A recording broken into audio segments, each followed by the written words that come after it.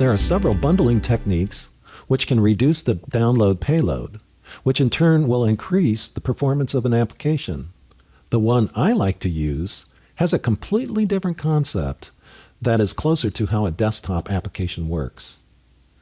The simple explanation is that there are two bundles, one for the Angular framework and third-party libraries that will seldom change, and the other for the application, which will probably change frequently.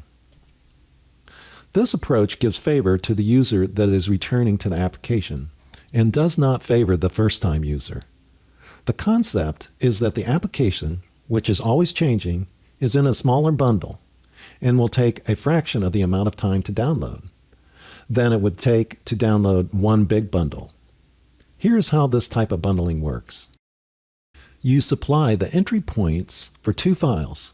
One entry point is the application, which is the bootstrap.js, and the other entry point is the imports.js.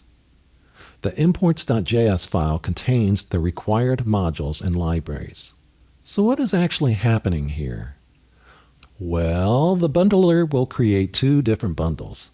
It will extract all the code that is common to both entry points to create the bundles.js. And again, the bundles.js will contain the Angular framework and the third-party libraries. The other bundle, the application.js, will contain only the application and not the Angular framework or the third-party libraries.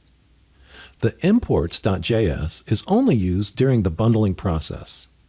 It's not used in the application in any way except giving us a way to separate the application code from the framework.